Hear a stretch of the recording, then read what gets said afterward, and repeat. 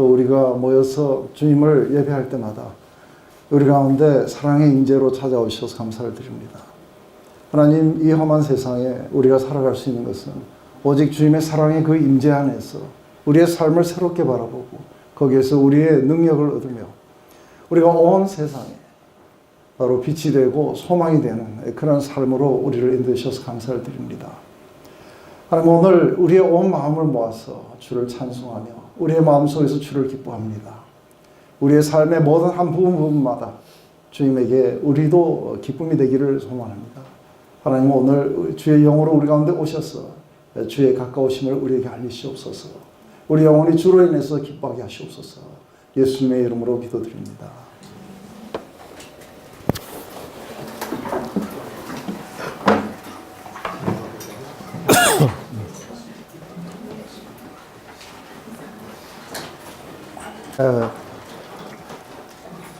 잘 안 보이죠? 네.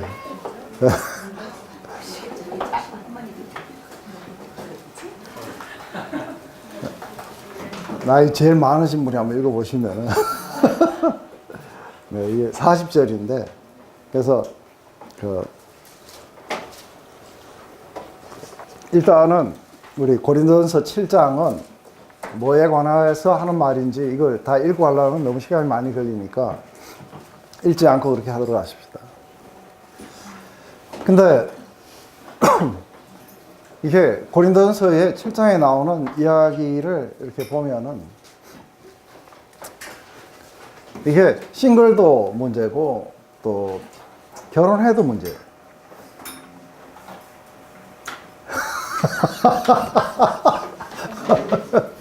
네. 싱글도 문제고 더블도 네, 싱글도 문제고 더블도 문제예요.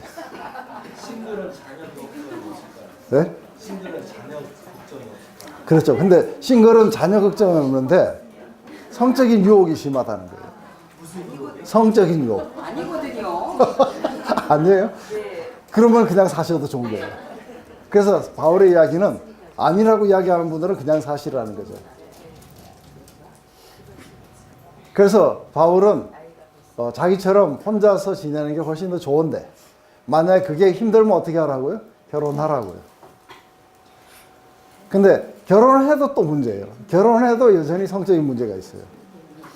왜냐하면 서로 몸을 서로가 자기 거라고 주장하면서 생겨나는 문제들이 있는 거예요. 근데 오늘의 이 문제는 이런 성적인 문제를 다루려고 한 게 아니에요. 성적인 문제를 다루려고 한 게 아니라 이게 이제 초신자 때 이러한 것들이 이러한 느낌이 강하게 들어올 때가 있어요. 그건 너무나도 하나님의 거룩하신 은혜가 크고 이러다 보니까 자기가 부부 안에서 성생활 하는 것마저도 뭔가가 이렇게 안 맞다고 느끼는 케이스들을 많이 봐요. 그래서 좀 하나님과 깊은 사귐이 가려면은 부부 관계를 좀 줄여야 될 것 같고 이러한 어떤 생각을 갖게 되는데 이게 단순하게 초신자들 뿐만이 아니라 은혜를 받았던 옛날에 유명한 성인들도 이런 느낌들을 많이 받았었어요. 그래서 좀 어떻게 하는 것이 하나님 앞에 내가 거룩하게 사는 것일까? 이렇게 생각을 하다 보면은 그래서 많은 사람들이 이렇게 결혼의 관계에서부터 이렇게 멀어져 가지고 독신 쪽으로 향해 이렇게 나아가면서 뭔가 좀 더 하나님 앞에 자기를 준비하는 것 같고 자기 영혼이 깨끗해지는 것 같은데 오늘 바울의 이야기는 그래봐야 아무 소용이 없다 하는 이야기가 이제 바울의 이야기예요. 그렇다고 너희를 조금 더 거룩하게 안 해준다. 이게 이제 바울의 이야기죠. 그래서 남자가 여자를 가까이 안 함이 좋다 하고 이제 이게 그 고린도 교인들의 슬로건이고 이 7장부터는 이제 제일 처음 시작이 그렇게 해요. 너희의 쓴 것에 대해서는 그래서 너희들의 편지로 물어봤던 게 정확하게 뭔지는 모르겠지만 편지에 물은 것들에 대해서 답해 주는 게 지금부터 끝까지예요. 7, 8, 9, 10, 11, 12, 13, 14, 15장까지가 이제 질문한 것에 대해서 답변을 해주고 있고, 앞에 6장까지는 근로의 집안으로부터 사람들이 와서 구두로 전해준 것에 대해서 이제 이야기한 것이죠. 그래서 이걸로 인해 갖고 결혼한 사람들은 좀 더 부부 안에서 그런 어떤 부부 관계를 안 가지려고 하고, 또 어떤 사람들은 이혼을 하는 게 더 낫겠다고 생각하는 사람도 있고, 처녀나 이렇게 또 약혼한 자들, 약혼해갖고 아직도 결혼하지 않는 자들, 이런 자들은 결혼을 안 하는 게 낫다. 그래서 약혼도 파기해야 되는 게 아닐까 하고 이렇게 생각하는 사람들이 다는 아니지만 그 안에 몇 명이 있었어요. 그런가 하면 또 반대의 스펙트럼에는 또 딴 일이 일어나고 있어요. 이게 늘 그 은혜가 이렇게 충만한 그곳에서 사람들은 거기에 어떻게 반응해야 되는지를 정확하게 이렇게 잘 모르게 되면은 이러한 쪽으로 흔들리게 된다고 봐요. 그래서 이게 왜 이렇게 되느냐 하면은 처음에 이제 저도 그 주님을 이렇게 만나고 나면은 처음에 제가 한 4년 정도의 삶은 제가 이미 그 다다란 것처럼 느껴졌어요. 그러니까 워낙이 그러니까 하나님하고 깊은 관계를 누리고 그 안에서 아주 기쁨과 이 삶을, 성령 안에서 삶을 갖다가 아주 깊이 누리다 보니까 이미 내가 종말의 사람이 된 것처럼 그런 어떤 느낌들이 이렇게 오게 돼요. 그렇게 되자 조금은 이 땅에 이렇게 속해 있는 것들, 이런 것들이 이제 예를 들어서 뭐 돈이든 뭐든 이런 것들이 이제 궁극적으로는 그렇게 중요하지 않게 되는 이때에 이제 뭔가 잘못 생각하기 쉽죠. 그래서 이런 것도 하지 말고 저런 것도 하지 말고 이래야 되겠다고 하는 게 스스로 안에서 막 일어나요.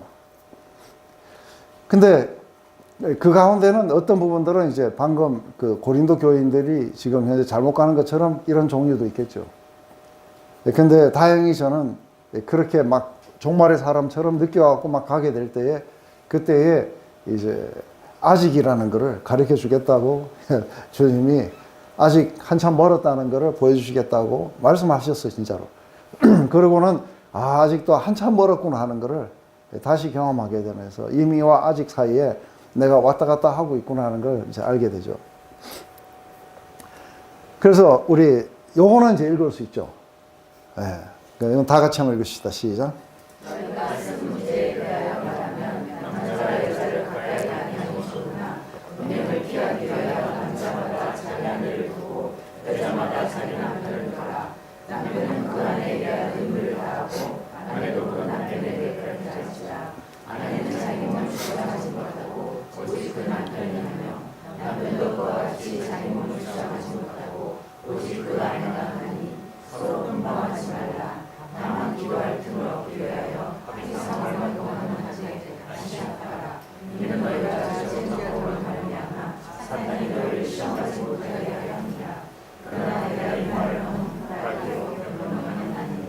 네.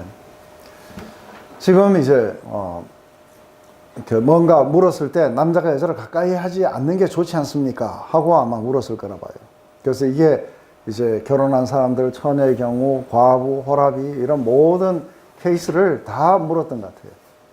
그래서 이런 경우에 어느 것이 더 거룩하게 사는 것인지 하고 이런 걸 물었던 것 같아요. 그래서 여러분들 가운데는 혹시 특별히 이게 여자분들에게는 좀 더 이러한 성향을 지니는 사람들이 많이 나타나요. 은혜를 많이 받다 보면. 혹시 자기도 초창기에 좀 그랬다고, 그런 느낌 좀 있었다고 하는 분 손 들어보세요. 시어머니가요? 아주 힘들었어요. 예. 예. 아버님. 아버님하고요? 자기 몸을 주장하는 바람에. 천여 도망가시고.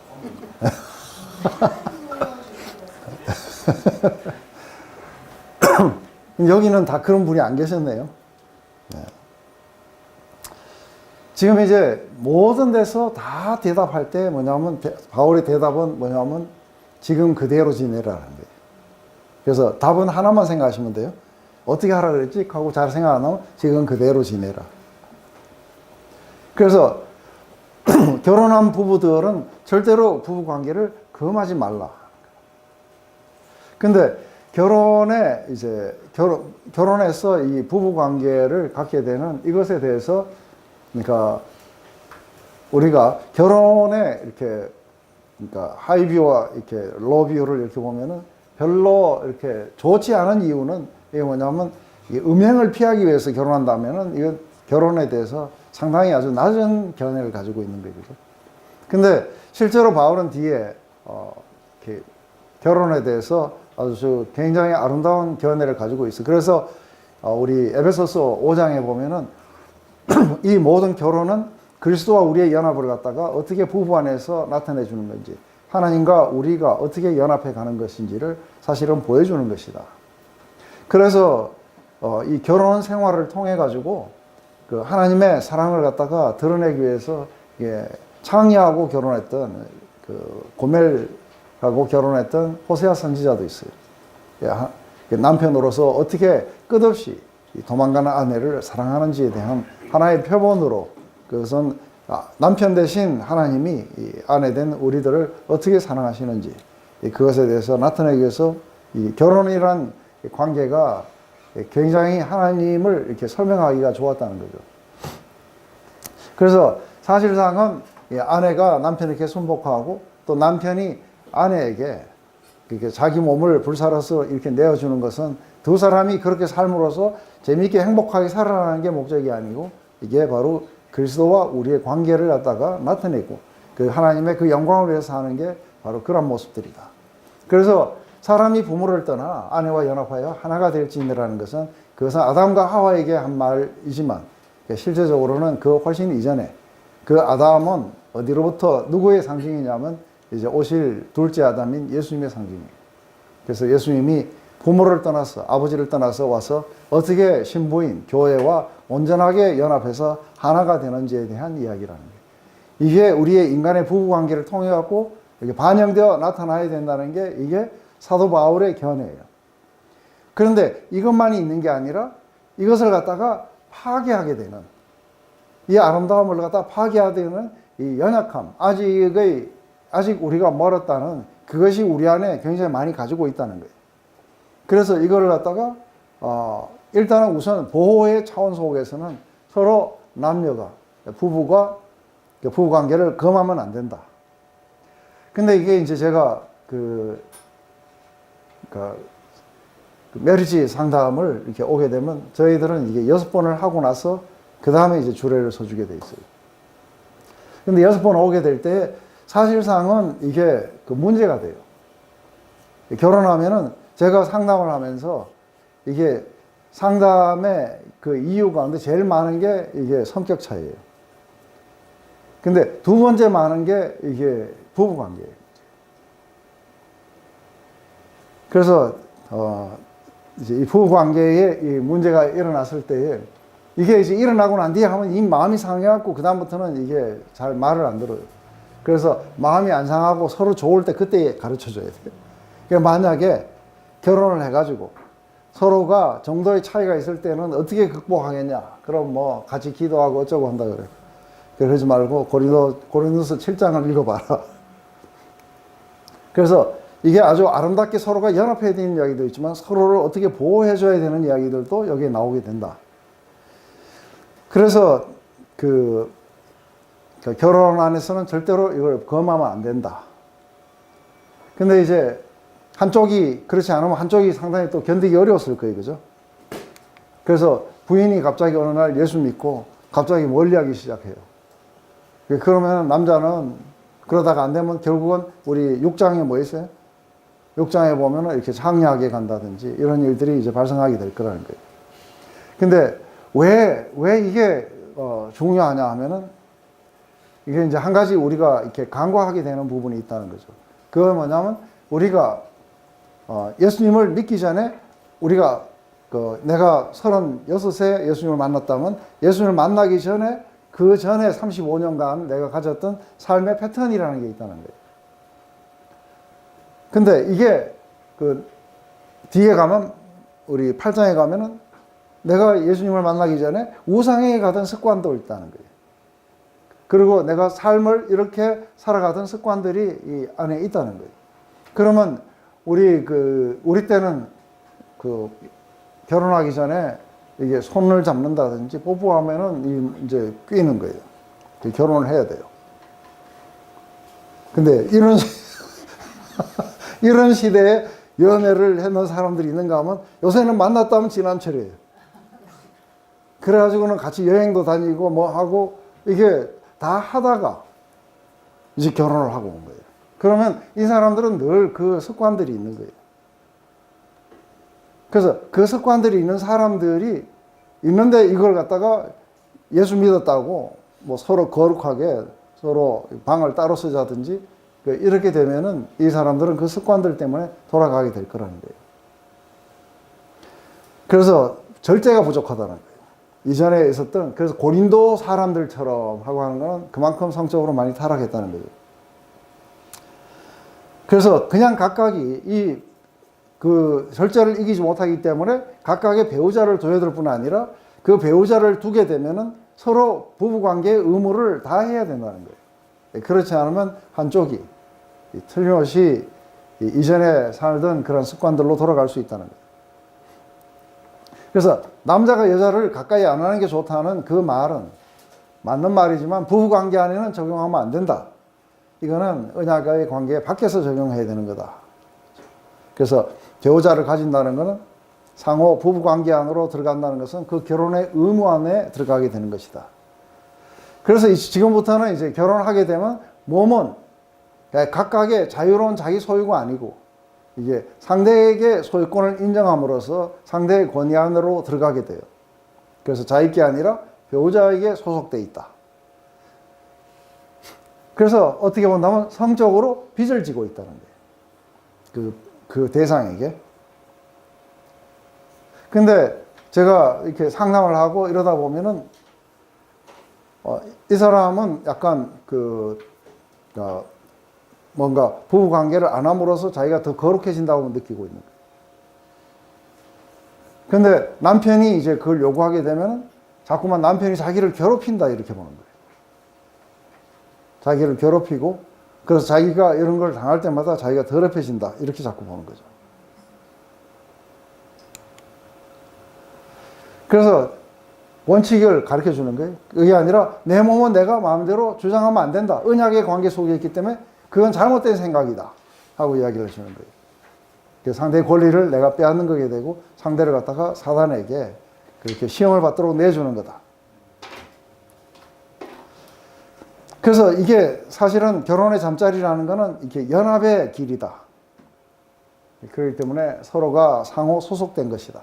근데 이게 어떤 기도를 하기 위해서 특별하게 우리가 얼마 동안만은 우리가 따로 그렇게 지내자 해갖고 그것도 합의하에 해야 된다. 그리고 합의가 끝나면 꼭 다시 합방을 해야 된다. 근데 최근에 제가 우리 교회에서도 그랬고 근데 이게 벌써 40대부터 각방 서는 사람들도 많고요. 40대부터 이게 부부관계 안 하는 사람들도 많아요.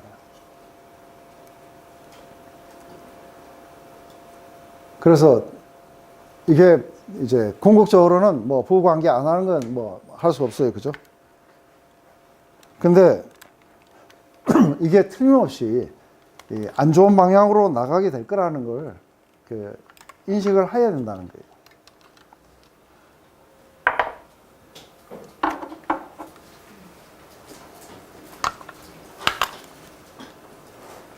그래서 이렇게 하는 이유는 세상의 그런 유혹을 간단하게 보지 말라는 거예요. 세상의 유혹이라는 게 그렇게 아주 간단한 게 아니다. 굉장히 아주 심각한 상태에 있다. 그렇기 때문에 만약에 상대의 그 권리를 빼앗게 되면은 상대를 갖다가 사단의 그 파워 아래로 넘겨주는 것이다. 그러면서도 사도 바울은 좀 조심하는 게 뭐냐면 이게 하나의 그 어떤 법이 되기를 원치 않는 거예요. 그래서 내가 이것이 권하는 것이지 명령은 아니다 하는 거예요. 다만 문제는 뭐냐면 이런 성관계를 금하는 상태가 하나님 앞에 너희들을 훨씬 더 거룩한 상태로 데려가 주지 못한다는 것. 그건 아무런 의미가 없는 거다.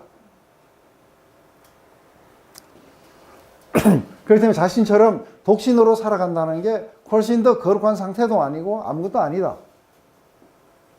그런데 모두가 다 각각이 그런 은사가 있어서 어떤 사람은 혼자서 이렇게 잘 살 수 있고 또 어떤 사람은 그렇지 못한다.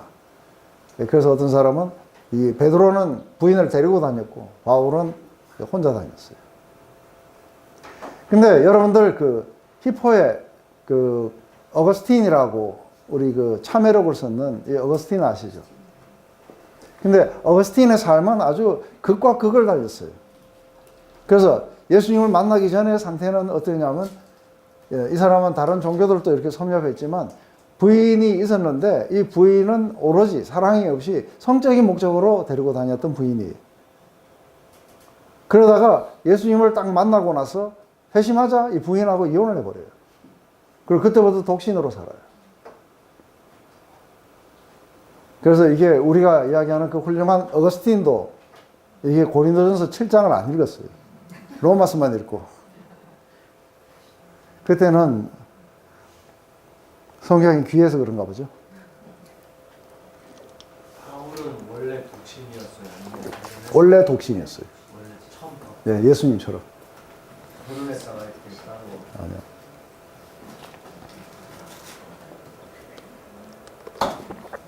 누가 결혼하려고 그러겠어요? 예수님 믿기 전에 결혼할 상태가 돌 두드려 맞아갖고 얼굴에 흉도 투성이죠. 맨날 저렇게 팽이처럼 돌아다니는데 누가 그 결혼하겠어요? 집이 있어요? 뭐가 있어요?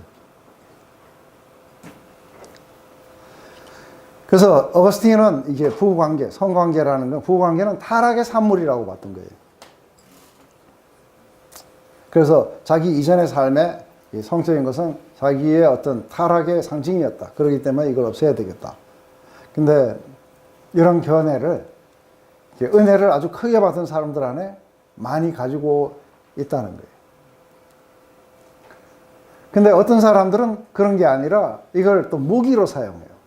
그죠? 남편하고 싸우고 나면은 무기로 사용해요. 그래서 남편을 괴롭히는 목적으로, 그 너무 괴롭히는 목적으로 사용하면 남편은 무기여 잘 거라.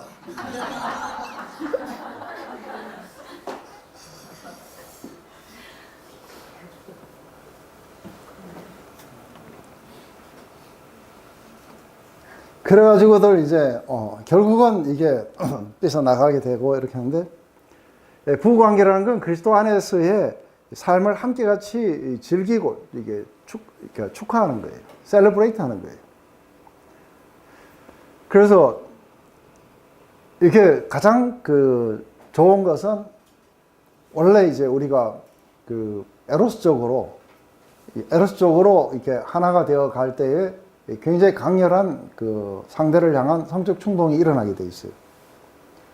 근데 이제 부부로서 살아가다 보면 에로스가 언제 식어버리는지 그냥 곧 이렇게 식어버리거든요.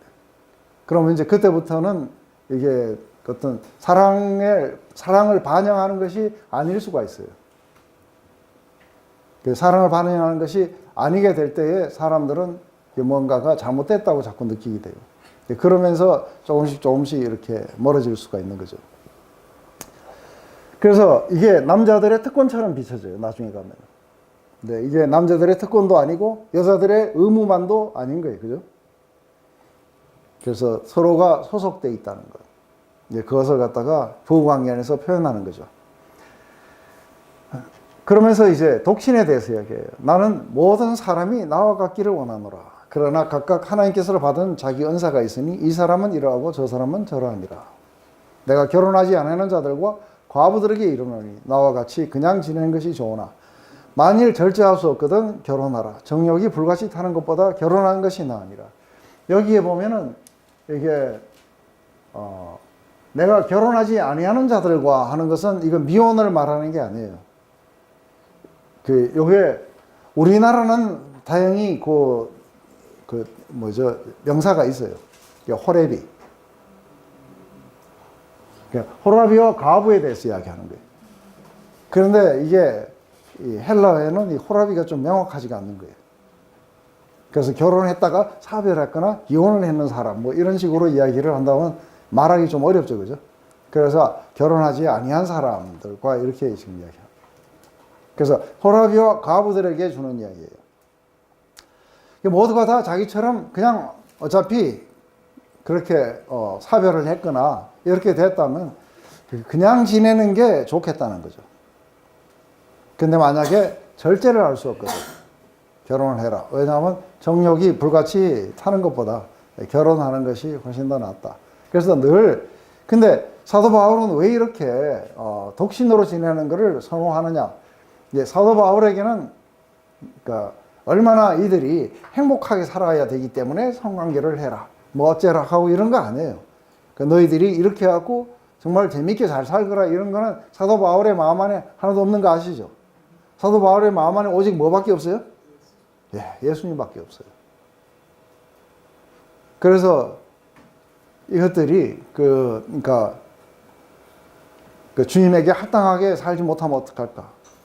근데 혼자서 이렇게 살게 되면 정말 온 마음을 주를 위해서만 섬길 수 있을 텐데 이 생각밖에 없는 거예요. 그래서 사실은 그 셀바시를 더 선호하게 되는 그 이유는 그가 훨씬 더 나은 상태에 있기 때문에 그런 게 아니라 오직 나눠지지 않는 마음 안에 예수님을 온 마음으로 섬길 수 있기 때문에 그런 관점 속에서 좋지 독신으로 지내는 게 그 자체가 훨씬 더 좋다든지 이런 건 아니라는 거예요. 그래서 정욕이 불타는 것보다 결혼하는 게 낫다 했을 때 이게 결혼이 마치 정욕을 피해서 가는 것처럼 느껴지지만 꼭 그 이야기는 아닌 거예요. 지금 이들이 물은 말에 대해서 대답하고 있는 거예요.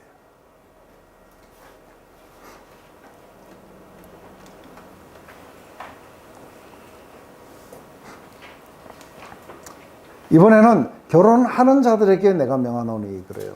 그 명하는 자는 내가 아니고 주님이시라 그래요. 이건 아주 명확하게 마태복음에 나와 있기 때문에 그래요.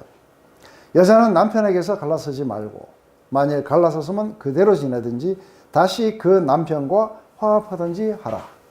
남편도 아내를 버리지 말라. 그 나머지 사람들에게 내가 말하니 이는 주의 명령이 아니라 하고 이러는데 지금 결혼한 자들에게 이제 명령하는데 이것은 내가 아니고 주님이 명령하시는 거다 하는데 거기에서 중요한 건 뭐냐면 이혼하지 말라는 거예요. 근데 만약에 그 이혼이 이미 됐다면 재혼하면 안 된다는 거예요. 이거는 그 사별의 경우하고 다른 거예요. 그 이혼의 케이스예요.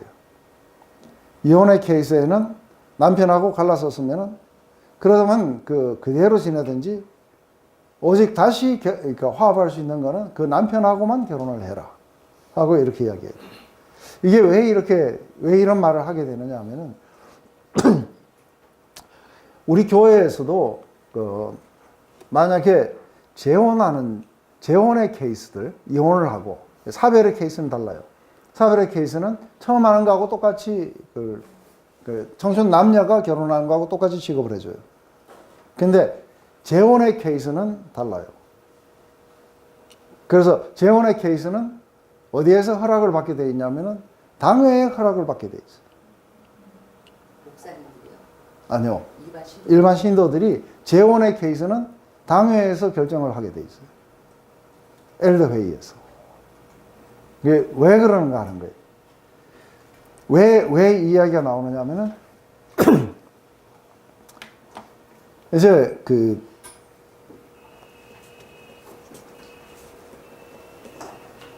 갑자기 이제 남자가 이제 요즘 보면 그런 거 많아요. 어떤 경우가 있느냐면 지금 남자가 자기 부인을 놔둬놓고 이게 다른 여자에게 이게 빠져버렸어요. 그래서 다른 여자에 빠져갖고 이혼을 하는 이유가 뭐냐면 이 여자하고 살려고 하는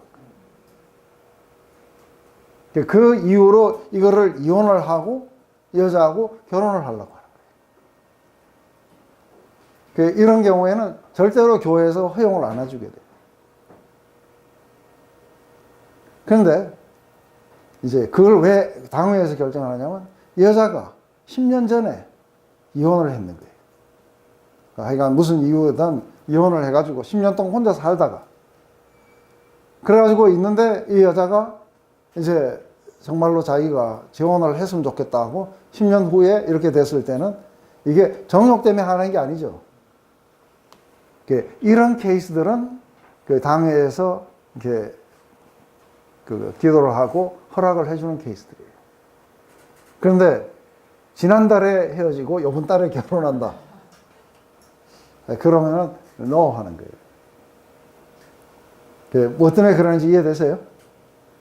그러니까 순수하게 자기 아내를 버릴 목적으로 뭔가 재혼을 하는 이 케이스들이 많이 있는 거예요. 그래서 이런 경우에 오히려 모세는 뭐라냐면 그냥 버리게 되면 이 여자가 살아갈 길이 없으니까 이혼 정사라도 써줘가지고 그 여자가 다시 재혼할 수 있도록 해라 하고 이렇게 했지만 예수님은 그건 너희들의 사악함 때문에 그렇게 했다. 원래는 그렇지 않다 하고 이야기를 하는 거죠. 그래서 이혼하는 것까지는 뭐 어쩔 수가 없다 하더라도 그 이혼했으면 그냥 혼자서 지내라. 그러다가 다시 또 뭔가 결혼을 하고 싶다면 원래 남편에게로 돌아가라 하는 게 이게 이제 그 이야기예요. 그래서 이제 그 다음에는 이게 믿는 배우자하고는 절대 이제 이혼을 하지 말라는 거죠. 그래서 아내들에게 이혼을 시도하지 말라는데 이게 이제 제가 볼 때는 이게 정욕적으로 했던 것보다는 거룩한 삶을 살려고 그랬던 것 같아요. 고린도전서에는. 그래서 영적인 여자들이 이게 먼저 이혼을 시도하려고 했던 것 같아요. 그래서 보통 이렇게 여자가 먼저 이혼을 하는 것은 고대 사회에서는 흔치 않았지만 로마에서는 이게 충분하게 가능했던 이야기들이에요. 그래서 이혼을 해도 좋으냐 하고 했을 때 아니 절대로 안 된다. 그건 내가 말하는 게 아니고 주님이 명령하시는 거다. 여자는 남편에게서 갈라쓰지 마라. 그런데 남자는 여자에게서 갈라쓰지 마라 안 그러고 뭐라 그래요? 여자는 남자에게서 갈라쓰지 마라. 이것은 그 여자들이 그런 어떤 생각을 했기 때문에 그래요. 그래서 우리가 아빌라이 테레사라든지 잔느 기용이라든지 이런 사람들의 전기를 이렇게 읽어보면은 그러니까 이상한 생각을 해요. 자기의 천성을 잃지 않고 싶어갖고 결혼을 안 하려고도 했었어요. 그래서 이 사람들이 결혼 생활 안에서는 그다지 행복하지 못했어요. 그게 거룩하게 산다는 그 개념 안에 잘못 들어와 있는 것 중에 하나가 바로 이런 거죠. 여러분들은 그런 생각 아무도 안 하셨죠? 네? 이래도 대답 없고 저래도 대답 없고 성적인 것이라서 숨기고 싶어서 그럽니다.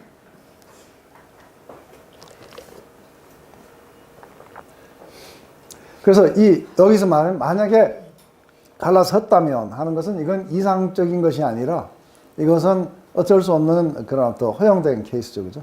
근데 어떤 이유에서라도 이혼을 한다면 재혼하지 마라. 왜냐하면 주님은 이것을 간음이라고 말씀하셨다. 이것은 마태복음에 분명히 나오기 때문에 재혼은 안 된다. 이렇게 이야기했던 거죠. 그래서 남편과 이혼한 상태로 있든지 아니면 만약 재혼을 하고 싶으면 전 남편과 합해라. 근데 오늘날 문화 속에서는 이 이혼과 재혼을 아주 밥 먹듯이 해요. 그리고 교회에서 이게 뭐 아무런 거침없이 막 되고 있어요. 그죠? 그래서 이 말씀이 굉장히 가벼운 것으로 여기고 또 어떤 사람들은 어떤 데 가면은 이혼은 절대로 하지 마라 이래가지고 캐토릭 같은 데는 또 이혼이 안 돼요. 그러다 보니까 이혼하는 자체를 갖다가 보고 완전히 굉장히 심각한 죄를 범한 것처럼 아주 이상한 눈빛으로 바라보기도 하고 이 모든 것은 말씀을 잘못 이해한 거예요. 근데 이혼에 대해서 찬성한 적은 없지만 이게 어떤 법으로 제정이 된다든지 그렇게 하기를 주님이 원하신 건 아니에요. 그렇기 때문에 이제 그러니까 저의 견해는 어떠냐 했을 때 그러니까 이게 이제 여러 가지 케이스가 있는데 여기서 지금 이야기하는 케이스하고 이게 좀 다른 거예요. 만약에 남편이 아주 폭력적이고 계속해서 그렇게 해서 도저히 이게 견딜 수가 없는 그런 케이스들에 여자가 이혼을 신청하면 어떻게 해야 되느냐. 그랬을 때 이게 이 법이 사람을 위해서 있어야 된다고 봐요. 사람이 그 법을 위해서 존재할 수는 없다고 봐요. 그래서 이런 케이스들을 논의하기 위해서 이게 엘더 회의가 열리는 거예요. 그래서 과연 이게 어떻게 하는 것이 베스트일까 하는 것을 심각하게 같이 의논도 하고 기도도 하고 그렇게 결정을 하면서 하나님이 이렇게 인도하셨다고 보는 거예요. 그래서 이게 하나의 법으로 저정이 돼갖고 딱 해버리면 모든 케이스가 다 걸려버려요. 그죠? 그래서 모든 케이스가 다 걸려버리고 나면은 이건 그때부터는 이제 어떤 것도 예외가 없는 거예요. 그렇지만 그게 이상형은 아니지만 이런 케이스들은 이게 아닌 것 같지만 그래도 우리가 이 여자들을 보호하고 이렇게 하기 위해서 이게 허용하는 것이 옳다. 이렇게 결정할 수도 있는 거죠. 이게 굉장히 성숙해야 돼요, 교회가. 맞아요? 그리고 이 성경에 대해서도 상당히 부지런히 찾고 이런 것들을 어떻게 해석해야 되는지 그래서 여러 곳에 자문도 구해보고 또 학자들에게도 구해보기도 하고 그렇게 해야 돼요. 그래서 사실은 세계적으로 그 권위를 가지신 분이 계세요. 고린도전서에 대해서 고든 피라는 분이 계세요. 그분도 그러니까 그런 어떤 아주 심각한 상황 속에서는 아주 떨리는 마음으로 그것이 허락되어져야 된다 하는 쪽으로 이렇게 보게 되는데 이걸 이제 한번 열어가지고 허락이 된다 하더라 이러면 이제 본물처럼 아무 이유나 가지고 막 하는 거예요. 근데 그게 아니라 이게 사람을 살려야 되는 케이스들이 생기는 거예요. 그때는 법이 우선하면 안 되는 거예요. 그죠? 그건 사람을 살리는 것이 먼저예요.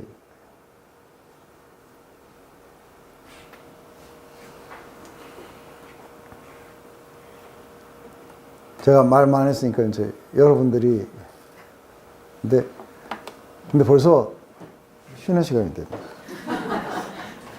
네.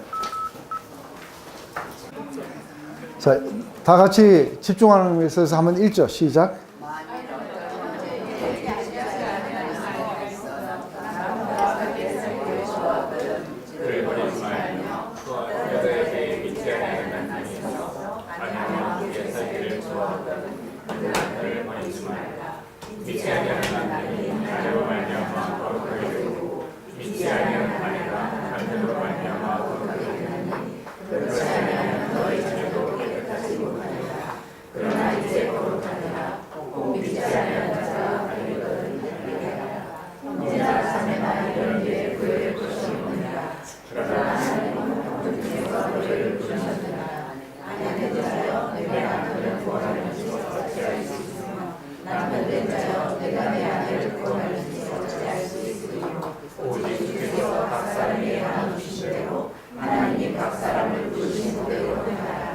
네.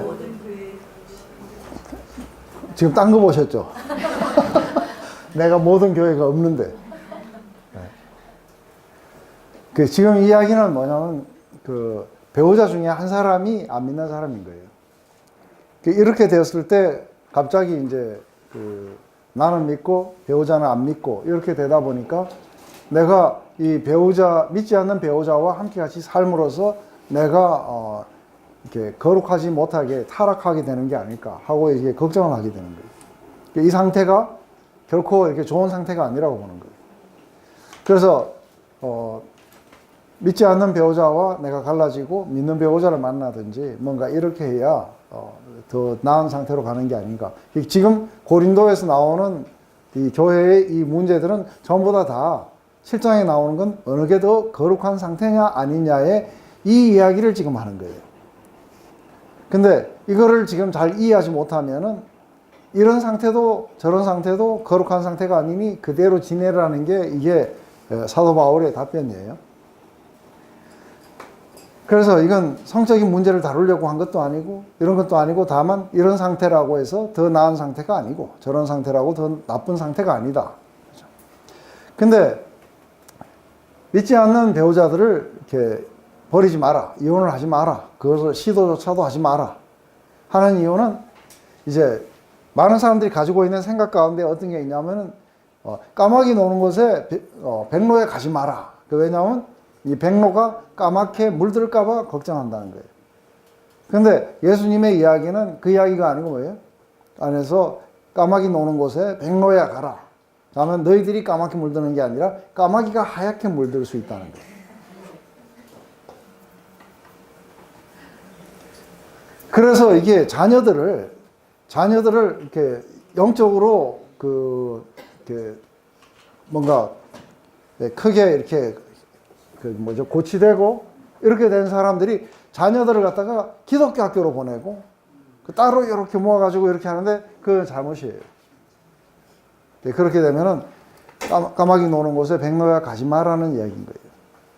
근데 저는 아이들에게 정반대로 이야기를 했어요.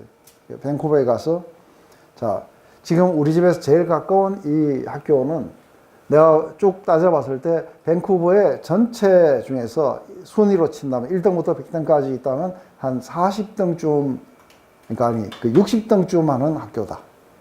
그래서 평균보다 약간 낮다. 근데 너희들이 이 학교를 가야 되는 이유가 있다. 그래서 이걸 피하지 말고 너희들은 세상에 빛이 돼야지. 누가 등불을 켜가지고 이게 밑에 책상 밑에다 놔두는 사람이 누가 있냐고 예수님 말씀하신다. 위에다 놔둬야 된다. 그런데 너희들이 모든 세상에 그런 것들이 다 반영되는 그런 학교에서 너희가 그리스도인으로서 굳건하게 남는다면 세상에 나가도 동일하게 너희들은 빛이 될 것이다. 그래서 너희들을 여기를 보낸다 하고 이렇게 했을 때 이제 거기에서 일어나는 모든 일들을 가정 안에서 함께 같이 가족이 모였을 때 그런 이야기들을 나누고 거기에서 아버지가 영적인 지도를 할 수 있어요. 그죠? 그래서 거기에서 건강히 세워야 되는데 이렇게 하다 보니까 무슨 일이 벌어지냐면은 실제로 기독교 학교에 가보면은 얘 좀 고치려고 데리고 온 애들만 수북이 있어갖고 결국은 이게 뭐예요? 고침을 받아야 되는 애들만 수북 앉아있는 거예요. 그래서 막상 글로 보내봤다가 이게 아니구나 하는 거예요. 그러다 보니까 이제 뭐 세상에 또 좋은 학교를 찾는다고 이리 뛰고 저리 뛰고 하는데 꼭 이제 그럴 필요가 없다는 거예요. 지금 있는 그 자리에서 그냥 지내라는 거예요. 그래서 그것 때문에 우리 아들은 좀 힘들거나 방황을 하기도 하고 했지만 그 아이의 성향이 그랬을 거라고 봐요. 근데 우리 딸은 달랐어요. 그 딸은 그 친구들이 그렇게 나아가는 걸 보면서 어느 날 몰래 어떻게 하다가 우리 딸 일기를 본 적이 있어요. 거기를 보니까 그 아이들을 위해서 이렇게 기도하는 그런 것들이 일기에 가득하고 있는 걸 보는 거예요. 그렇기 때문에 세상에 어디를 가든 이게 빛으로 살아갈 수 있도록 훈련이 되어오는 거예요, 어릴 때부터. 이게 이제 그 부모가 이걸 해야 되는데 그렇지 않고 얘네들을 이렇게 해버리면 안 되죠. 마찬가지로 믿는 배우자가 믿지 않는 배우자로 말미암아 더럽혀지는 게 아니고 믿지 않는 배우자가 믿는 배우자로 말미암아 이렇게 거룩해질 수 있다는 거예요. 이제 여기서 거룩해진다는 건 이렇게 믿는 배우자가 있기 때문에 거룩해진다는 게 아니고 여기서 거룩해진다는 건 거꾸로 얘기하는 거예요. 왜 이 단어를 썼는가 하면은 이게 우리가 거룩에서 벗어난다고 봤기 때문에 믿지 않는 배우자로 말미암아 내가 거룩에서 벗어난다고 봤기 때문에 그렇지 않고 믿지 않는 배우자가 믿는 배우자로 말미암아 믿을 가능성이 있다는 이야기를 이렇게 표현한 거예요. 이해되세요? 뿐만 아니라 이제 남편은 안 믿고 나는 믿는데 우리 애는 어떻게 되느냐 했을 때 아버지가 안 믿으니까 아이들이 나빠지지 않을까 하는데 만약에 그렇게 하고 갈라지면은 오히려 이 아이들은 그런 영광을 잃어버린다는 거예요. 그래서 거꾸로 된다는 거예요. 그래서 이 아이는 믿는 배우자가 있기 때문에 이 아이로 말미암아 이게 그 깨끗해졌다는 거예요. 근데 이게 깨끗해졌다는 그 의미가 이건 뭘 말하는 거냐면 우리가 그 모태신앙이라 그래요. 이 모태신앙이 뭐 별 볼 일 없다고 하지만 별 볼 일 없는 게 아닌 거예요. 왜냐하면 이 모태신앙은 지금 현재의 이스라엘처럼 어떤 형태로든 간접적으로 하나님과 영광을 갖게 돼요. 맞아요? 그런데 전혀 다른 아프가니스탄에 가면 간접적이건 직접적이건 아무것도 없어요. 근데 그만큼 이스라엘은 어떤 특권을 누리고 있는 거예요? 간접적으로 영향을 갖고 있는 거예요. 그래서 우리가 프리-이반젤라이즈라는 게 있어요. 프리-이반젤라이즈라는 건 뭐냐면 실제로 복음을 듣기 전에 이미 이 사람들이 복음에 대해서 알고 있는 케이스들을 말해요. 그래서 미국이 무서운 이유가 뭔지 아세요? 이게 프리-이반젤라이즈 돼 있어요. 그래서 돈에도 어떻게 해요? We trust in God. 대통령이 어디서 선서를 해요? 성경 위에다가 지금 선서를 하고 있어요. 더군다나 바이블 벨트라고 하는 이게 동쪽과 남부 쪽. 그래서 텍사스부터 시작해갖고 저기 그 뭐죠? 그 아틀란타, 조지아주 해가지고 캐롤라이나주 이렇게 해갖고는 이 바이블 벨트라 그래요. 여기 가면은 누구나 다가 이거 하나님에 대해서 어느 정도의 지식은 다 가지고 있어요. 근데 이런 데서 자란 아이들은 이게 이제 제가 복음을 전하면서 아는 거예요. 복음을 전하면서 이게 알았던 게 뭐냐면 유년주일 학교라도 다니는 아이들 이거 무서운 거예요. 왜 그런지 아세요? 이게 어릴 때에 이 아이들이 무슨 이유에서든 여기를 가봤는 거예요. 교회를 가보니까 교회에는 하나님이 계시더라는 거예요. 그런데 이런 거 전혀 없는 그런 속에서 살아면은 하나님에 대한 아이디어를 갖는 것조차도 어려워요. 그래서 얘가 복음을 받아들여도 계속해서 왔다 갔다 하게 돼 있어요. 한참을. 근데 어릴 때라도 여기 갔다든지 아니면은 중고등학교 때 너무나도 아주 그 시간이 싫어갖고 채플 시간이 있어가지고 싫었던 아이도 여기에서 가가지고는 맨날 예수도 하고 하는데 예수를 알아요. 그죠? 근데 제가 딱 한 번 봤는데 아담이 누군지를 모르는 사람을 내가 한번 봤어요. 이분은 아는데 왜냐면 끔이 있어갖고.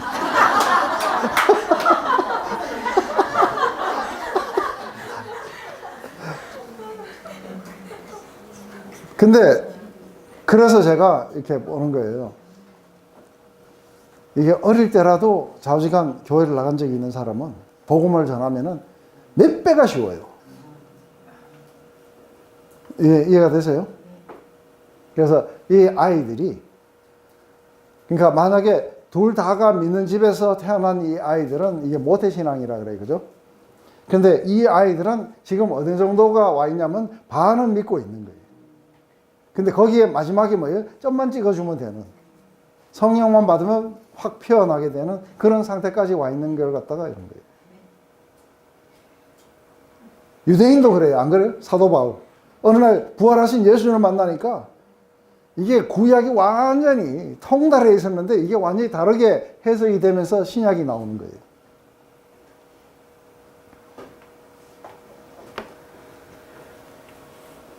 그래서 만약에 믿지 않는 아내가 있거나 아니면 믿지 않은 남편이 있다면 버리지 말아라는 거예요. 그래서 너희들이 더럽혀지는 게 아니고 오히려 그들이 거룩해질 수 있는 확률이 높다.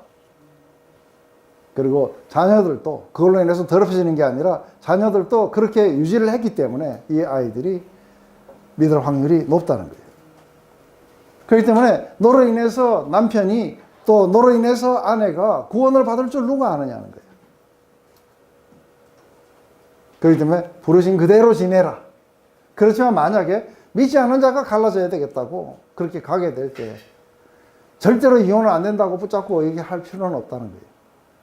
어차피 운명을 달리할 사람이니까. 그렇지만 하나님은 화평 중에 부르셨다는 거예요. 그렇기 때문에 그런 거를 추진하거나 이런 거 하면 안 된다. 그래서 여기도 대답이 뭐예요? 이럴 때 어떻게 됩니까? 하면 뭐라고 대답하면 돼요? 그렇죠. 그대로 지내라. 아주 간단해요. 그대로 지내라. 그래서 우리 아까 자녀들의 이야기할 때 로마서 11장 16절에 이렇게 나와요. 제사는 처음 익은 곡식 가루가 거룩한 적 떡덩이도 그러하고 뿌리가 거룩한 적 가지도 그러하니라. 그러니까 이것은 뿌리가 거룩하면 가지도 거룩하고 처음 익은 곡식 가루가 거룩하면 떡덩이도 그러다.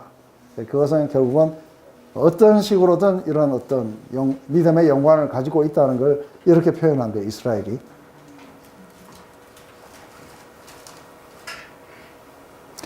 그래서 이혼을 금하지만 여기도 예외 조항이 뭐예요? 믿지 않은 자가 먼저 갈릴라 하면은 그래도 좋다. 그렇지만 이거를 갖다가 매일 건 없지만 이거를 추진하면 안 된다. 그래서 가장 그대로 머무는 것이 베스트다.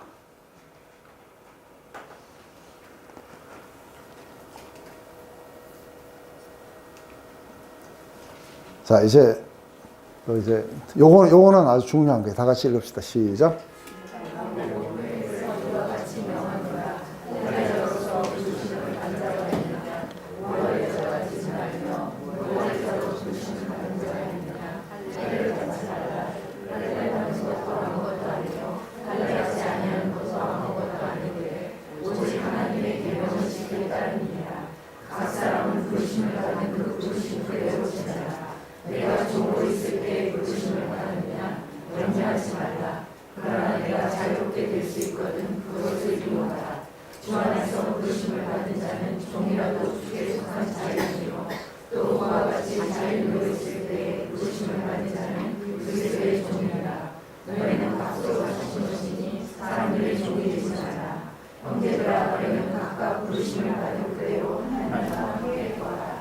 여기도 결국은 이게 뭐예요?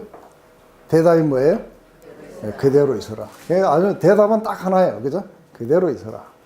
지금 이야기를 왜 이걸 하느냐면은 많은 사람들이 이제 이런 식으로 생각하는 거예요. 내가 장사꾼으로서 예수님을 만났어요. 그 만나고 나니까 내가 목사가 되나 선교사가 돼야 내가 훨씬 더 거룩한 상태로 간다고 착각하고 오시는데 그렇게 하고 오시면 큰일 나요. 그죠? 그래서 와가지고 다 방황하게 돼요. 그건 더 이상의 거룩한 상태도 아니고 제가 거꾸로 막 말렸어요. 우리 저쪽에 있는 어떤 누구한테. 그 목사하고 결혼하지 말라고. 더 나쁠 수도 있다고.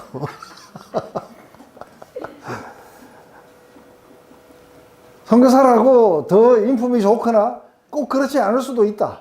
물론 인품이 좋은 사람도 있겠지만 그렇지만 평신도 중에서도 인품이 좋고 주님을 더 사랑하는 사람들도 많다. 그러니까 굳이 그렇게 해가지고 하게 되면은 내가 그래도 뭔가 좀 더 거룩한 상태로 가지 않냐? No! 하는 거예요, 여기서. 그죠? No. 그렇지 않다는 거예요. 장사꾼으로 있을 때 부르심을 받았냐? 하면 장사꾼으로 그냥 있으라는 거예요. 뭐든지 뭐예요? 그대로 있으라는 거예요. 그래서 할례자로서 내가 부르심을 받았느냐? 했을 때 이게 유대인으로 부르심을 받았으면은 우리는 이제 무할례, 그러니까 할례를 할 필요도 없다. 그러니까 할례를 받지 말아야 된다. 그래 하지 말라는 거예요. 이방인처럼 하지 말고 네가 유대인으로서 받았으면은 그냥 유대인처럼 그냥 살아라는 거예요. 그렇지만 그 할례가 너를 구원하거나 그 할례가 너를 더 나은 상태로 데려가는 것도 아니라는 거예요. 무할례자로서 받았느냐? 그러면 유대인처럼 되려고 할 필요가 없다는 거예요. 그래서 뭔가 유대인처럼 되는 게 훨씬 더 나은 상태라 생각하고 유대식으로 뭐를 애를 가르치고 뭐하고 필요 없다는 거예요. 무할례자로서 우리 안에서 물론 이게 시대가 달라지면서 우리의 복장도 달라지고 해서 이렇지만 한때 이제 제가 어렸을 때 보면은 이게 할아버지가 돌아가시게 되면 다 이게 한뻬옷을 입었다고요. 그리고 이렇게 머리에 모자를 쓰고 새끼를 이렇게 하고. 근데 이거보다는 양복에 여기다가 그죠? 삼배를 이렇게 딱 두르고 까만 양복을 입고 이게 훨씬 더 나은 상태처럼 보이는데 no 하는 거예요. 그거는 문화의 차이일 뿐이라는 거예요. 그래서 많은 선교사들이 잘못한 것 중에 하나가 뭐냐면 자기들 문화를 전했어요. 그게 더 나은 상태인 것처럼. 그래서 그 사람들의 고유 문화를 파괴하기도 하고 그랬어요. 근데 그거는 아니라는 거예요. 그럴 필요가 없다는 거예요. 그래서 만약에 한국인으로 태어났으면 한국인으로서 해도 그냥 그렇게 사는 거예요. 그대로 지내라는 거예요. 저처럼 캐나디안 되지 말고. 근데 만약에 종으로서 예수님을 만났다는 거예요. 그런데 자기가 보니까 예수님 만나는데 아직도 여전히 자기가 종이라는 거예요. 그러니까 이게 부끄러운 상태가 아니냐는 거예요. 아니, 부끄러운 상태가 아니라는 거예요. 종으로서 있으냐? 그러면은 종으로서 그대로 지내도 네가 부끄러운 상태가 아니다. 그런데 네가 만약에 자유인이 될 수 있는 기회가 오면 자유인이 되어도 좋다. 네. 자유인이 되어도 좋지만 종으로 있는 상태라고 네가 잘못되어 있는, 그래서 뭔가 더 못한 상태가 아니라는 거예요. 왜냐? 했을 때 왜냐 하면은 뭐예요? 부르심을 받은 자는 종이라도 주께 속한 자유인이라는 거예요. 또 그와 같이 자유인으로 있을 때 부르심을 받은 자도 그리스도의 종이라는 거예요. 그러니까 너희는 값으로 사신 것이니 사람들의 종이 되지 말라 한 것은 그 안에서 종의 위치에 있지 말라는 게 아니고 그것에 엮이지 말라는 의미를 이렇게 이야기한 거예요. 각각 부르심을 받은 그대로 지내라. 그런데 여기서 보면은 이 말이 무슨 말인가 하는 거예요. 할례를 받는 것도 아무것도 아니고 할례를 받지 않은 것도 아니고 오직 하나님의 계명을 지킬 따름이라 하고 이야기를 해요. 그게 보면은 유대인들이 들으면 그렇지, 할례를 받아야지, 하나님의 계명으로. 이야기가 아닌 거예요. 이게 그러니까 뭔가 번역을 잘하든지 사도 바울이 말을 좀 분명하게 하든지 이걸 읽으면서 답답해 죽겠어요. 그죠? 이 말은 무슨 말이냐 하면은 할례를 받든 안 받든 그거는 지금 아무것도 아닌 거예요. 오직 사랑으로 역사하는 믿음뿐인 거예요. 그래서 종으로 있어도 상관없다는 거예요. 중요한 건 뭐냐면 내가 종으로 있다 할지라도 그리스도 안에 새로운 삶을 살 수 있다는 거예요. 맞아요? 그래서 종으로서 어떻게 하냐면 상전들에게 죽게 하다 그렇게 하는 거예요. 맞아요? 이걸 통해 가지고 우리는 뭐예요? 그리스도 안에서 자유인으로 살아간다는 거예요. 이걸 갖다가 이렇게 표현한 거예요. 그 중요한 건 뭐냐면 우리가 성령을 받고 실제로 하나님의 그 사랑에 반응하는 삶은 종으로서도 살 수 있고 자유인으로도 살 수 있어요. 맞아요? 여자로서도 살 수 있고 남자로도 살 수 있고 할례자로서도 살 수 있고 무할례자로도 살 수 있다는 거예요. 이런 것들은 아무것도 아니라는 거예요. 중요한 건 성령을 받고 그 하나님의 은혜에 우리가 반응하는 올바른 삶, 새 생명 가운데 살아가는 삶은 있다는 거예요. 그것만이 중요할 따름이라는 거예요. 이런 상태냐 저런 상태냐에 따라서 너희들의 그런 어떤 뭐 거룩함이 달라지거나 아니면 하나님 안에서 위치가 달라지거나 이런 거 없다는 거예요. 저처럼 이렇게 이야기하면 여러분들이 석 읽어봐도 다 알잖아요. 그죠? 네.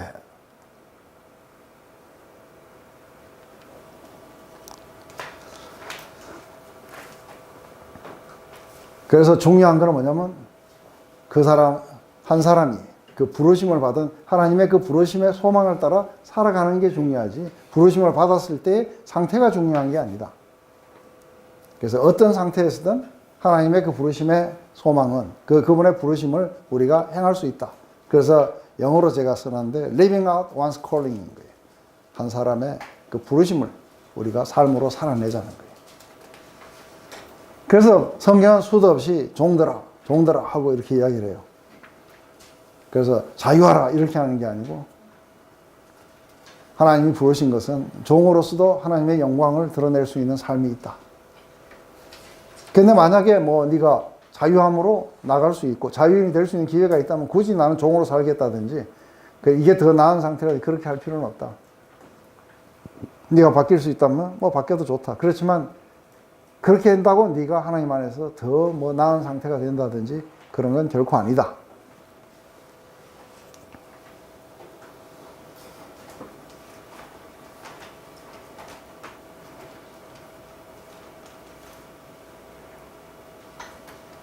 그래서 하나님의 특별한 부르심, 특별하게 하나님이 나를 부르셨다는 그 부르심이 없는 이상은 괜히 신학해야 되지 않냐 이런 이야기를 하면 다 말리셔야 돼요. 네? 그래가지고 그 특별히 나이가 많아가지고 50 넘어가지고 신학하고 이런 사람들 다 말려야 돼요.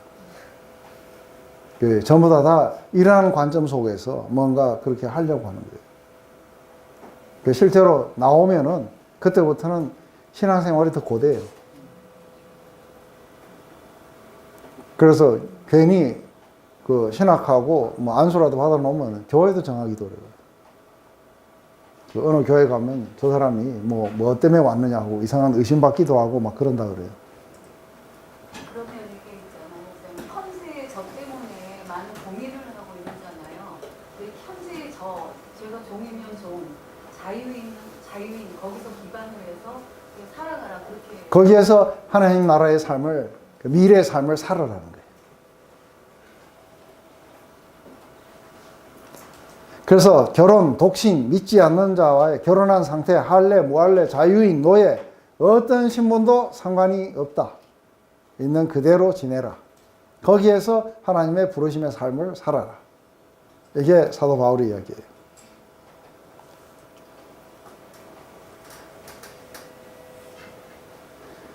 이건 굉장히 길어가지고 하는데, 이거는 처녀인 우리 진선 자매님이 한번 읽으시죠.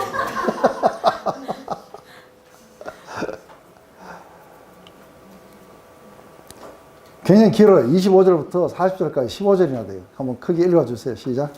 천하에 대하여는 내가 주께서 분명히 없되 주의 자비하심을 통해서 충성스러운 인자가 된 내가 이것을 말하니 내 생각에는 이것이 좋으니 곧 임박한 환난으로 말미암아 사람이 그냥 지내는 것이 좋으니라. 내가 아내에게 내렸느냐 노이에게 구하지 말며 아내에게서 내렸느냐 아내를 구하지 말라. 그러나 장가가도 죄 짓는 것이 아니요 처녀가 시집가고 죄 짓는 것이 아니로되 이런 일들은 육신의 고난이 있으리니 나는 너희를 아끼노라. 형제들아 내가 이 말을 하노니 그때가 단축하여 지므로 이후부터 안에 있는 자들은 없는 자같이 하며 우는 자들은 울지 않는 자같이 하며 기쁜 자들은 기쁘지 않은 자같이 하며 매매하는 자들은 없는 자같이 하며 세상 물건을 쓰는 자들은 다 쓰지 못하는 자같이 하라. 이 세상의 유형은 지나가느니라. 너희가 염려 없기를 원하노라.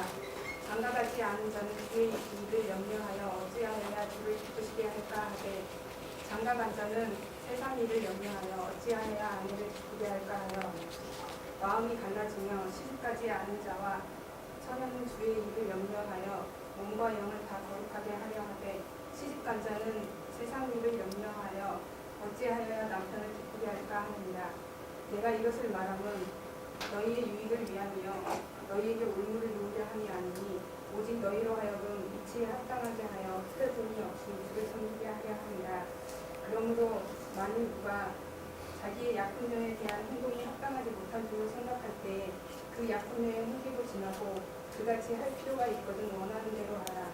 그것은 죄 짓는 것이 아니니 그들로 결혼하게 하라. 그러나 그가 마음을 정하고 또 부득이한 일도 없고 자기 뜻대로 할 권리가 있어서 그 약혼녀를 그대로 두기로 하여도 잘하는 것입니다.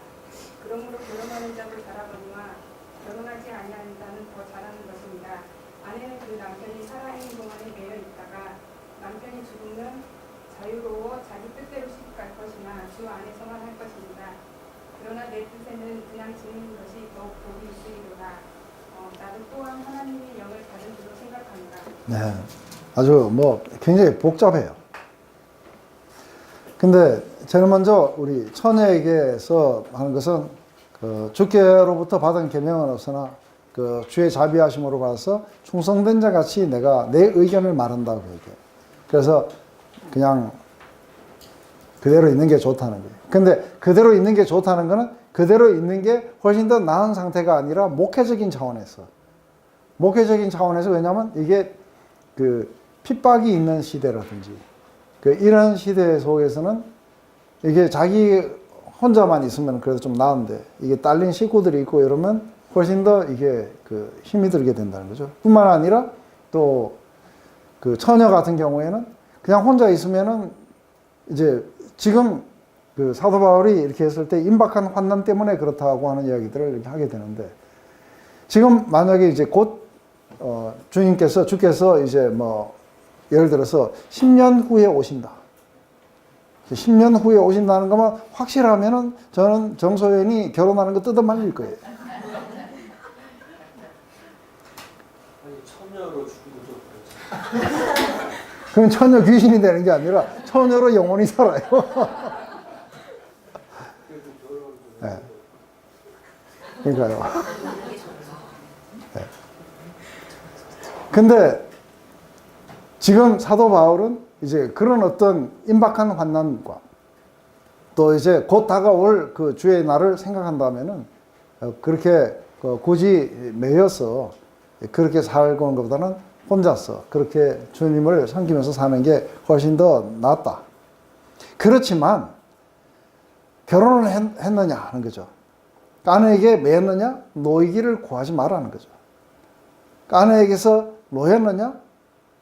그렇다면 이제 다시 또 아내를 찾지 말라는 거예요.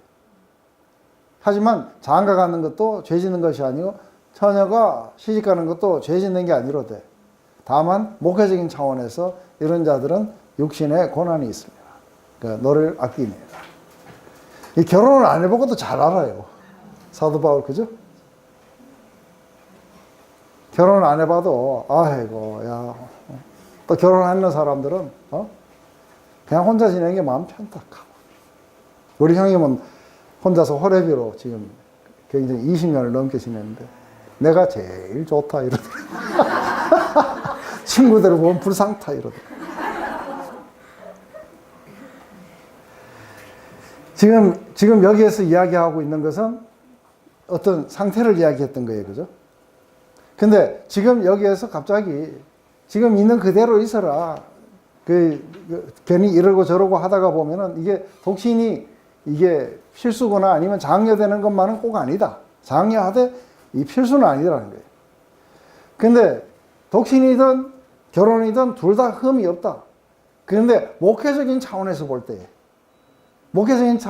때에 이렇게 그 시절이 이렇게 좀 하수상하고 그게 뭔가 이제 곧 뭐 전쟁 때 뭐 이럴 때 이렇게 되면은 도로 이제 힘들다. 아니면은 이제 핍박이 밀려오거나 뭔가 이런 게 있었을 때는 혼자 있는 게 도망가기도 빠르고 여러 가지 좋은데 애 있는 자들은 급히 지붕 위로 올라가라 그래요. 그죠? 이런 거를 생각해 본다면은 그냥 혼자 있는 게 더 낫지 않냐.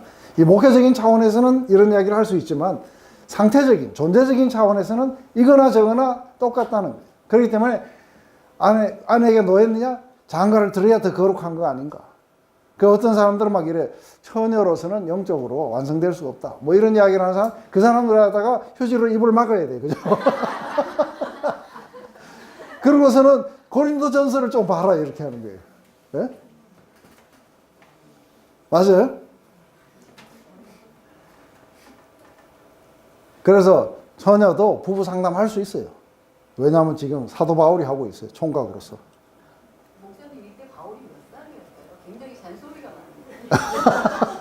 아니 이게 묻는 게 많아서 그래요. 네, 그러니까. 많이 물으니까 지금 바울은 이게 복음이에요. 왜냐하면은 지금 어느 상태가 더 나으냐 어찌 않느냐 하고 그런데 우리는 어떤 시각을 가지고 있냐면 처녀로 있으면은 영적으로 아직도 네가 애를 안 키워봐가지고 부모 마음이 뭔지 모르기 때문에 네가 그럴 것이다. 이런 어떤 마음을 갖는데 사도 바울은 거꾸로 이야기하고 있어요. 맞아요? NO! 하는 거예요. 처녀로 있어도 아버지의 마음을 가질 수 있다. 그런 거에 하지 마라. 그 다음은 독신을 권하는 이유들. 그렇다고 해서 또 독신이 더 나은 상태냐면 꼭 그렇지도 않다. 그러니까 다만 임박한 환난 때문에 그러니까 그러지 마라. 그래서 부르심을 받았을 때 그대로 지내는 게 이게 최상이고 죄 짓는 게 아니니까 자유롭게 결정들 하시라 이 말이에요.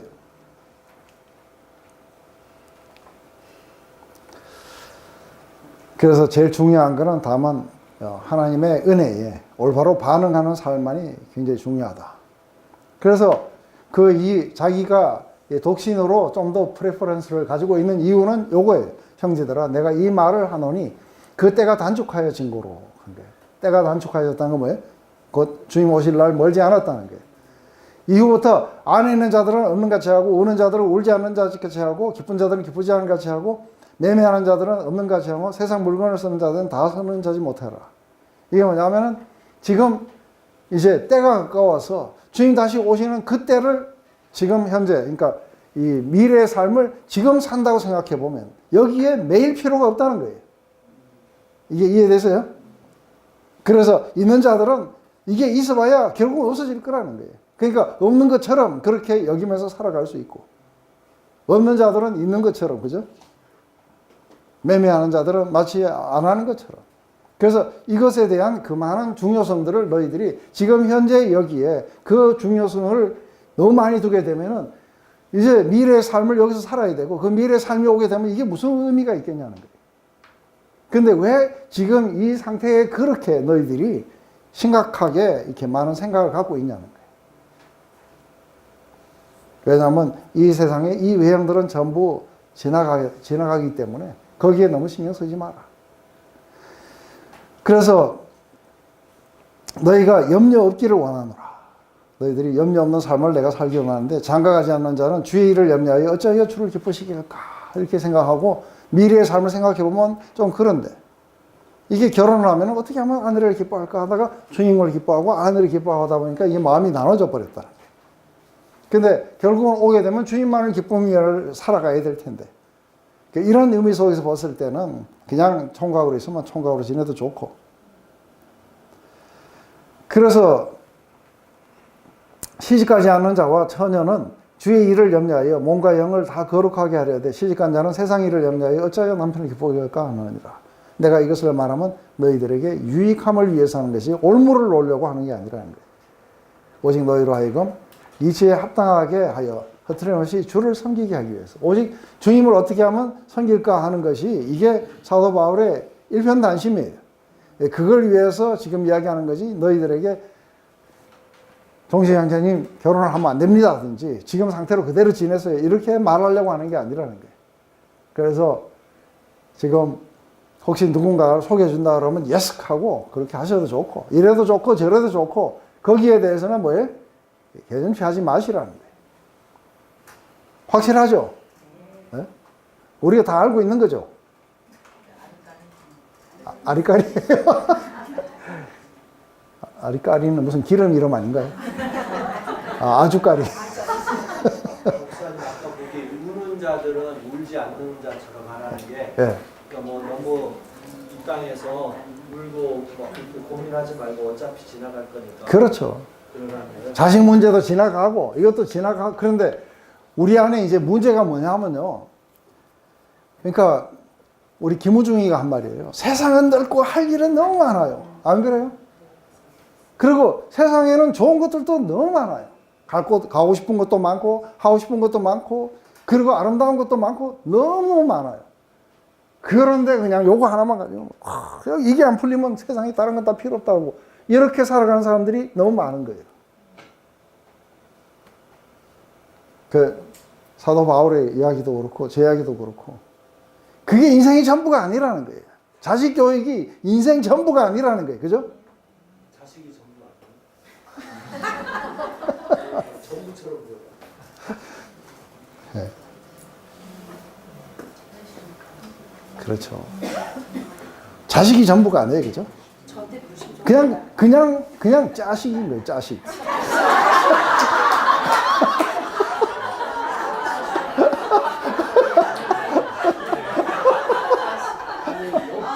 옆집 자식은 자식처럼 옆집 자식은 자식처럼. 목사님이 옆집 자식이라서 그렇게 말씀하세요. 다 지나가요. 다 지나가. 예? 다 지나가요. 그래서 아이고 막 우리 캐나다에 보면은 자식이 좋은 대학 들어갔다고 막 기뻐하고 막 사고 했는데 졸업했다는 걸 못 봐요.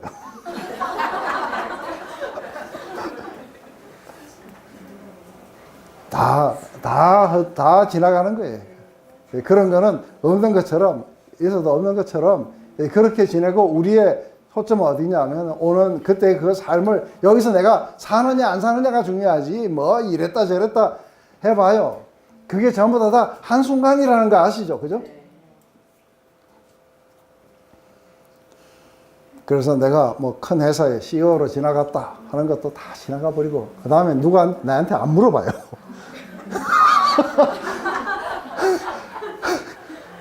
아, 그래, 학교 다닐 때 성적을 뭐 받았는지 누가 물어봐요? 근데 성적 받았을 때는 그때는 굉장했다고요. 그 우리 신학교에서 맨날 그래요. 한 튜터가 나와가지고 교회에서 아무도 당신들 성적 묻는 사람들 없다. 성적 잘 받으려고 하지 말고 이걸 가지고 인조해야 된다. 그리고 이 시간을 하나님과 함께 같이 인조해하고 나가야 된다. 이 맨날 이야기를 해요. 근데 우리는 성적이 중요해요. 다 지나간다는 거예요. 다 지나가고 아무도 저한테 안 물으니까 할 수 없이 제가 이야기해요.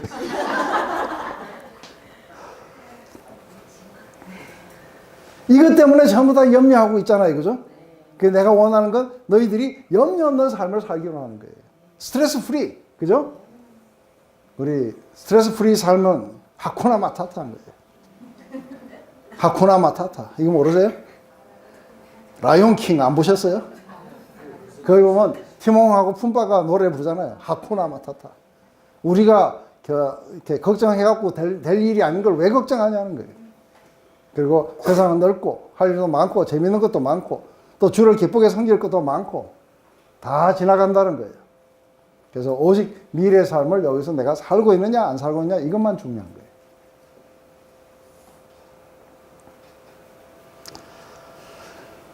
이게 바울이 독신을 권했던 이유는 조금 독신으로 살았으면 자식이잖아요. 이럴 줄 몰랐어요.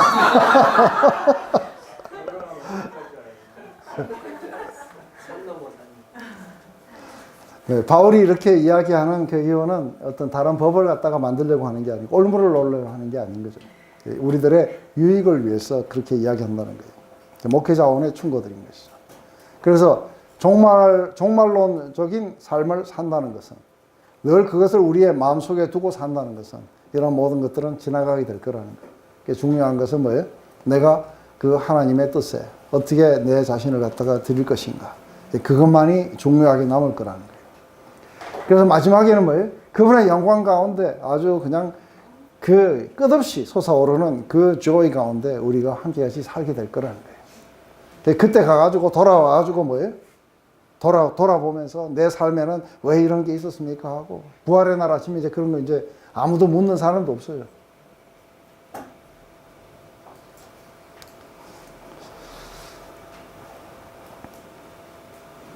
그래서 이러한 것들은 우리의 크리스천의 삶의 실존을 결정하지 못한다. 아멘? 네.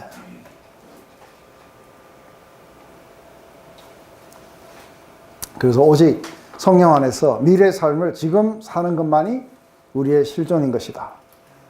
그러니까 결혼하는 거냐 안 하는 거냐 이런 걸로 인해서 더 이상 괴롭히지 마라 하는 거예요.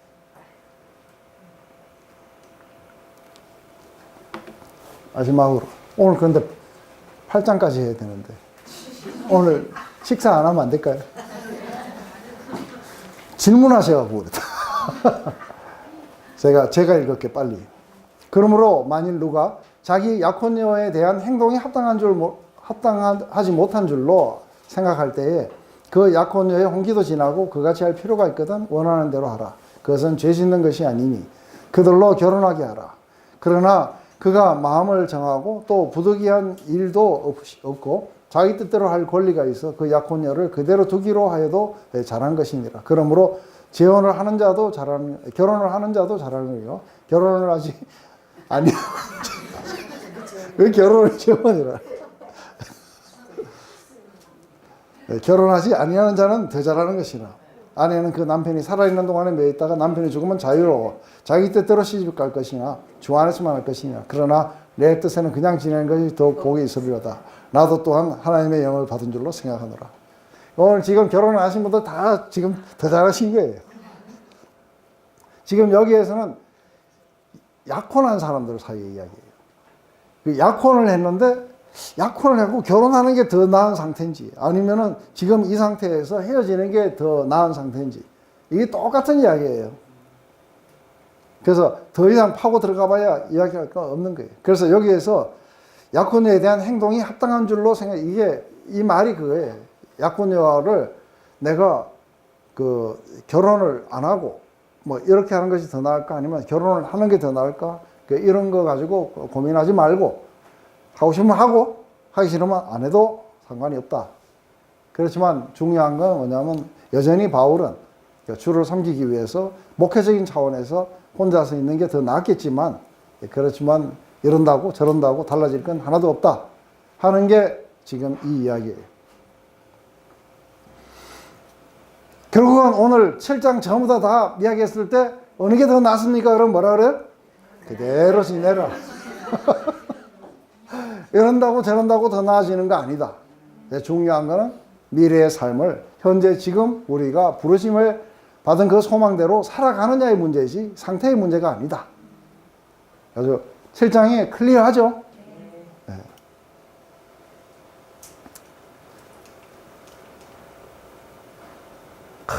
이제 또 우상의 제물에 대해서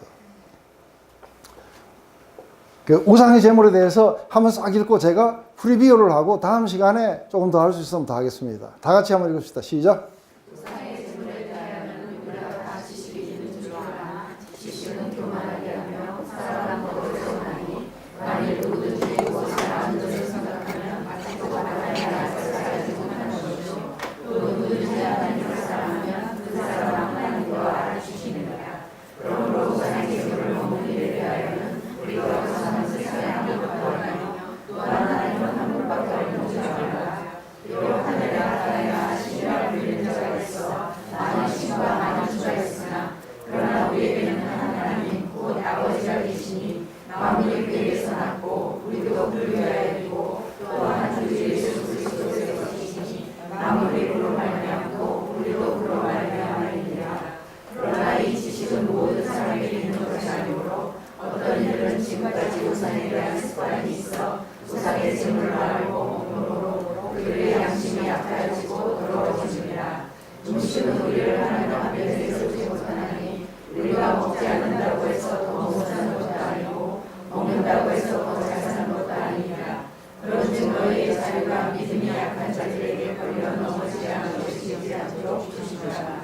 지식이 있는 자가 우상이지 않은 자 먹는 것을 부르지만 그 믿음이 약한 자들의 양심이 감명을 얻어 우상의 제물을 먹게 되지 않겠느냐. 그러면 내 지식으로 그 믿음이 약한 자가 멸망하니 그는 그리스도께서 위하여 죽으신 형제라. 이같이 너희가 형제에게 죄를 지어 그 약한 양심을 사랑하는 것이 곧 그리스도에게 죄를 짓는 것이니라. 그러므로 만일 음식이 내 형제를 실족하게 한다면 나는 영원히 고기를 먹지 아니하여 내 형제를 실족하지 않게 하리라. 네, 아멘. 그래서 지금 여기서 상당히 이렇게 중요한 건 우상에게 바친 제물에 관해서 이야기를 하지만 실제로 우상의 제물에 바친 이야기만을 이야기하는 게 아닌 거예요. 여기서 굉장히 중요한 건 뭐냐면 사랑의 길이 있고 지식의 길이 있다는 거예요. 근데 진짜 안다는 건 뭘 말하는 걸까?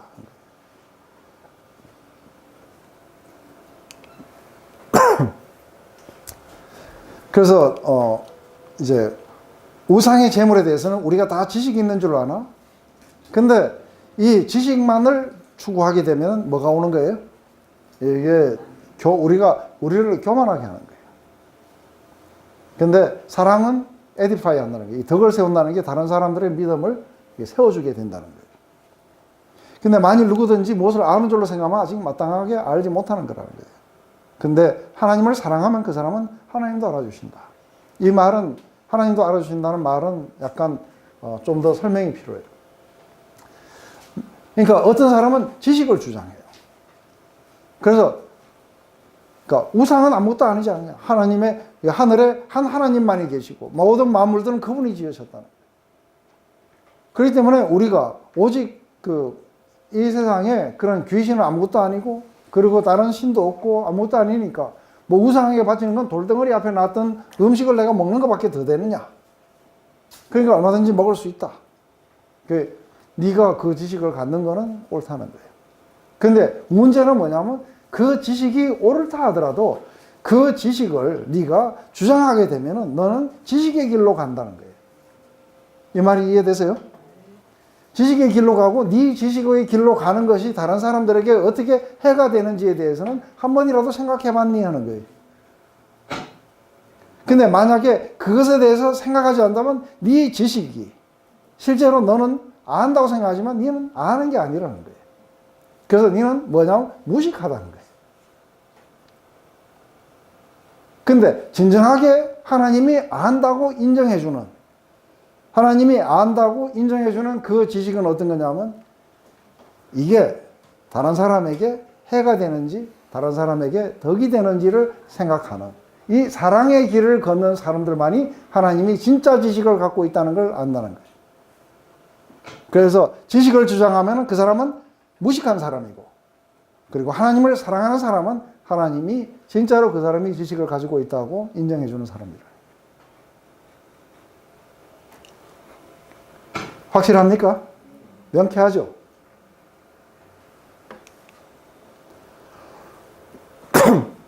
그 이유는 우리가 모든 사람들이 다 이 지식을 갖고 있지 않기 때문에, 그래서 어떤 사람들은 우상의 습관이 있었기 때문에 이 사람들이 이런 믿음을 갖지 못한 사람들에게 그 지식의 길을 주장하게 되면은 이 사람이 실제적으로는 양심이 더러워져서 우상의 재물을 섬기게 된다는 거예요. 그래서 그리스도께서 피로 사신 그 형제를 네가 망하게 만드는 그런 결과들로 가져간다는 거예요. 교회 안에 얼마나 이런 사람들이 많은지 아세요? 정말 속에서 막 욕이 나오려고 그래요. 왜냐하면 어렵게 한 영혼을 그리스도 앞으로 이렇게 해놓으면은 사랑이라고는 눈꼽만치도 없는, 이게 무슨 내가 무슨 장로다, 내가 뭐 어디다 하고 권사다 해갖고 집에 와갖고 밥 먹으러 하고, 이 사람들 뭘 가르치냐면 지식을 가르치는데 올바른 지식도 아닌 거예요. 그러면서 그건 그래 알 필요 없고 뭐 이래야 되는데 이 영혼을 향한 사랑이 하나도 없는 거예요. 그래서 이게 결국은 뭐예요? 이 교회를 떠나보도록 만들어요. 그 안에서 그냥 속에서 막 분노가 일어나는 거예요. 중요한 거는 지금 내가 가르치는 이게 이 사람들을 세워주는지 아니면 이 사람들을 떠나가게 하는지 그걸 생각하고 해야 될 거 아니에요. 그죠?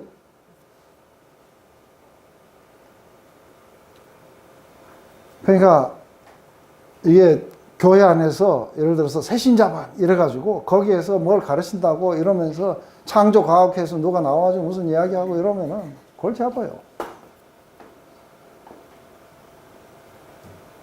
이 사람들에게는 그래서 내가 어떻게 나의 주를 만났는지, 그리고 그분이 얼마나 내게 좋은 분이셨는지, 그리고 그 사랑함으로써 내게 오는 기쁨이 뭔지, 뭐 이런 것들을 나눠야 돼. 안 그래요? 근데 이 사람을 그런 어떤 성령을 받는 쪽으로 이렇게 데려가지 않고 이 사람을 갖다가 뭔가 교회 오면은 헌금 어떻게 해야 되고 뭐 주일은 어떻게 지켜야 되고 뭐 이런 식으로 해갖고 데려가 버리면 이 사람은 나중에 집만 잔뜩 쥐고 들어가다가 교회 나오지 말까 하고.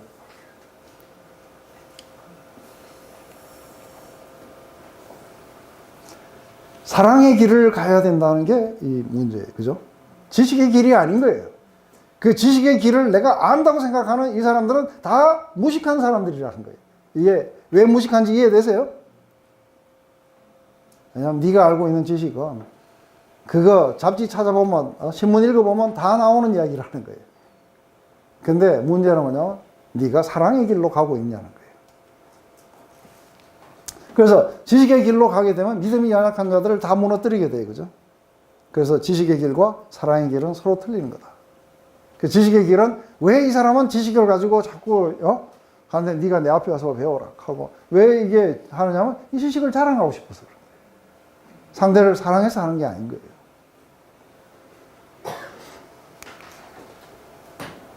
그래서 이들이 아는 지식은 진정한 지식이 아닌 거예요. 그래서 진정한 지식이라는 거는 뭐예요? 이게 단순하게 어떤 데이터들을 모아놓은 거 아닌 거예요. 그죠? 올바른 신학적 견지도 아닌 거예요. 그것은 모든 사람들을 향해서 이게 사랑으로 살아가는 것을 배워가는 과정 안에서 얻는 것이 이게 진정한 지식이라고 지금 사도 바울은 이야기하는 거예요. 그렇기 때문에 사랑하는 자는 온전한 지식에 도달했다고 이야기합니다. 그렇기 때문에 사랑하는 자는 하나님에 의해서 그들이 온전한 지식을 가졌다고 하나님이 그렇게 알아주시는 자라는 것을 갖다가 하나님을 사랑하는 자는 하나님도 알아주시느니라 하고 이렇게 얘기하는 거예요. 근데 굉장히 그 그리스도인의 행실의 이야기에 있어서 그래서 오늘 그 이혼한 자들, 아닌 자들, 뭐 어쩐 자들 지금 사도 바울이 이야기할 때 이거는 이러면 되고 저러면 안 되고 이야기를 하려고 하는 게 아닌 거예요. 사도 바울의 목적은 뭐예요? 너희들이 염려 없고 너희들이 무언가가 최고로 이렇게 세워주기 위해서 지금 이런 말을 하는 것이지 이걸 고린도 전서를 갖다가 우리 7장을 가지고 이게 지식의 길로 그래서 엘더웨이 앉아갖고 말이지 성경이 이렇게 하는데 이런 건 안 돼요 하고 이런 사람이 있으면 아웃해야 되는 거예요. 니는 사랑하는 자가 아니니까 빠져라는 거예요. 심각하게 형제를 위해서 고민하고 기도하고 해야 돼요. 그죠? 그러지 않는 엘더가 거기 앉아갖고 지식을 자랑하거나 이건 이러기 때문에 절대로 안 된다고 우기거나 이런 사람들은 뭐예요? 니는 모르는 자라는 거예요. 그래서 엘더가 진짜로 성숙해야 돼요. 그래서 우리 교회 엘더에 대해서 굉장히 감사했어요. 왜냐하면 사랑으로서 모든 것들을 보려고 하는 거예요. 그래서 기도를 하다가 울기도 하고 그래요. 하나님 이게 우리가 어떻게 해야 되는 겁니까? 그래서 좀 그런 교회들이 있으면 좋겠죠. 그죠? 그래서 그리스도인의 윤리에서 지식은 항상 사랑으로 인도되는 것이라야 이게 지식인인데 그런데 뭐 내가 깊은 통찰력이 있고 저 사람이 영성이 깊고 이런 거 믿지 마세요. 그건 어린아이인 거예요. 이해되세요? 그런데 누구를 믿어야 돼요? 무식한데 전 우리 그 오천에 가면 교회 목사님이 있어요. 이 사람은 내가 이 설교가 나빠갖고 그래서 맨날 너가 보리밥 먹어 미안한데 그래 내가 누구를 좀 초청했는데 너 쌀밥도 한 번씩 먹어야 되지. 근데 이 사람은 뭐 생각하는 거예요? 그 사람들이 근데 아버지 하고 붙잡고 기도해주고 이런 사람들은 이게 참된 그 어떤 목자처럼 이렇게 느껴지는 거예요. 근데 이게 지식이 쌓아가는 게 잘못된 게 아닌 거예요. 그죠? 근데 이 지식이 이 사랑으로 사람들을 세워주고 이런 대로 우리를 갖다가 인도해 줄 수 있다면 지식이 많을수록 더 좋은 거예요. 맞아요? 불분명한 거 이런 것들을 다 가려주고 그리고 올바른 길로 인도해 주고 이게 좋은 거예요. 근데 이 지식이 만약에 이 사랑의 길로 세워주는 길로 가지 못한 채 이걸 가지고 내가 뭐 많이 한다고 자랑한다든지 교만으로 간다든지 그리고 지식 자체가 목적이 돼가지고 이렇게 가게 되면은 맨날 성경 공부하고 망하는 거예요.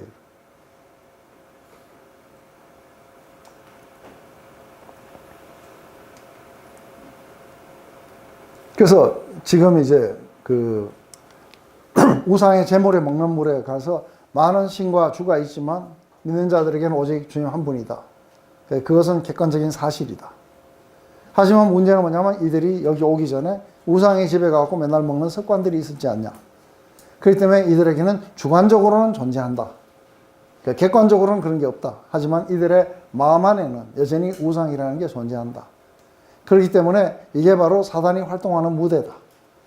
그렇기 때문에 이 사람들이 만약에 가서 우상의 제물을 먹게 되면은 귀신하고 사귀는 결과가 오게 될 것이다. 그래서 믿음이 약한 자들이 이런 의식에 참여하여 자신을 파괴하도록 만들 것이다. 그렇기 때문에 우상의 집에 가지 말아야 된다.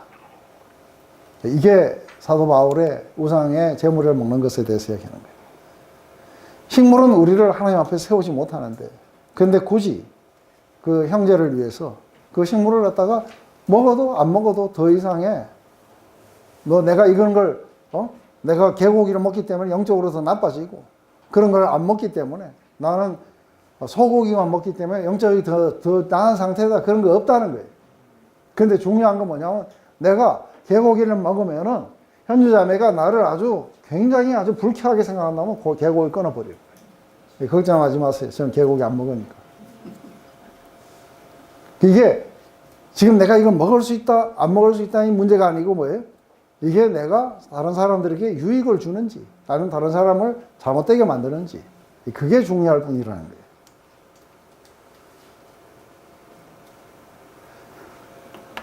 명쾌하죠? 네? 그래서 나머지 오늘 그 8장은 7장부터 쭉 나오게 되는 이 안에서 중요한 건 뭐냐면 사도 바울에게 물었던 고린도 교인들의 문제는 지식을 구했어요.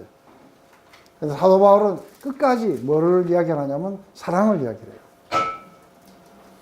그래서 진정한 사랑, 진정한 영적인 것은 사랑이지 은사의 문제가 아니다 하는 이런 이야기들을 이제 앞으로도 쭉 계속해서 하게 될 거예요. 자, 기도하고 마칠게요. 하나님 아버지, 오늘 이 고린도 전서를 통해 가지고 우리 안에 얼마나 이렇게 잘못된 방향으로 우리의 신앙생활이 갔는지 모릅니다.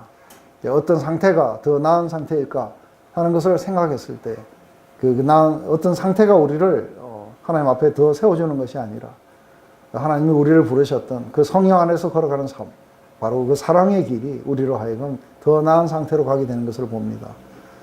하나님, 이것에 대해서 오늘 교회가 많이 혼돈하고 우리 자신들도 혼돈했던 적이 있습니다. 하지만 다시 한번 이 고린도 전서를 통해서 우리에게 분명한 길을 제시해 주셨으니 우리 모두가 다 그 사랑의 길을 따라서 걸어갈 수 있게 되기를 소망합니다. 하나님, 우리가 혼돈될 때마다 우리가 고린도전서로 돌아와서 우리의 다시 한번 명확하게 그 길을 되찾게 되기를 소망합니다. 예수님의 이름으로 기도드렸습니다.